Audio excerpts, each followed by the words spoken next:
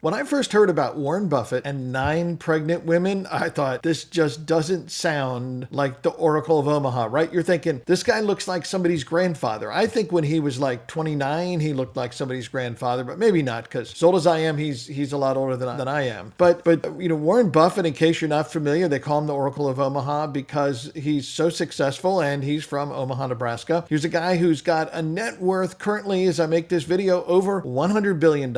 He's already given away over $48 billion. That's right, donated to charity and charitable causes, $48 billion. That's more than most of us will make in our lifetimes, probably. And everybody who ever watches this video and me probably might not get $48 billion. That's a lot to give away, right? So what can we learn from him and the 9 pregnant women? Well, Warren has a lot of things that he thinks are very important strategies to becoming wealthy and to building long-term wealth. And that's one of the first things that he talks about is surviving the long term.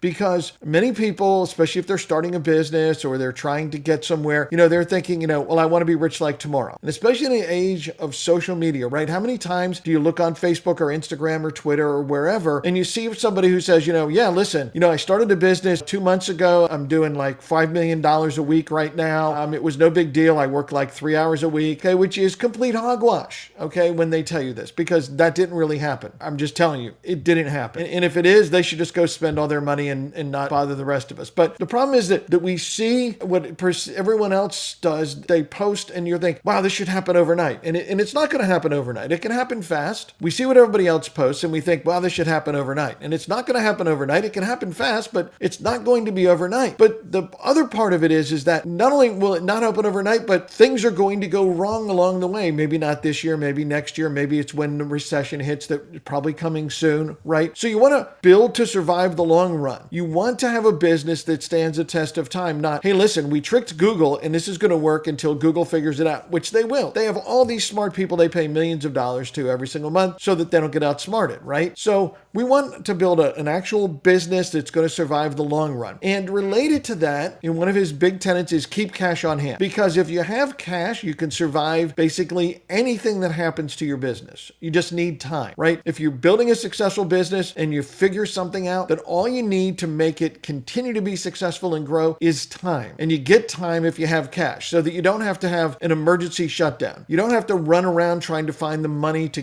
bridge the gap, right? You can say, well, this sucks. Whatever happened, whatever went wrong, it's the economy, you screwed up, somebody who works for you screwed up, whatever. But you can survive that if you have some cash to tide you over. And it's amazing to me when I talk to people who run successful businesses, how many of them are like, oh man, something bad happened, and they're talking about how, they do millions of dollars a year, but they needed, something went wrong and they needed $50,000. You're like, okay, how can that be a lot and a problem if you've done this much volume? And the reason is because they spent every single dime. They didn't prepare to structure themselves to be profitable and survive in the long run. The other thing that Warren says is that you want to own productive assets. And of course, if you have your own business, and I think everybody should, whether it's a side hustle or a full-time gig, that you have a productive asset because you have something that you can control. You can control your time, your energy, your investment, and the results that you can get out of that. And that relates to perhaps the biggest thing I think that Warren has ever said that not enough people say, which is that you should invest in yourself because you are your own biggest asset. If you get smarter about money decisions, about investing decisions, about business decisions, about how to start and grow and manage a successful business, then you will pay off that investment 100-fold, 1,000-fold over what you would get just investing in some stock or a crypto or whatever else that might be. Okay. And this is where we come to Warren and the 9 pregnant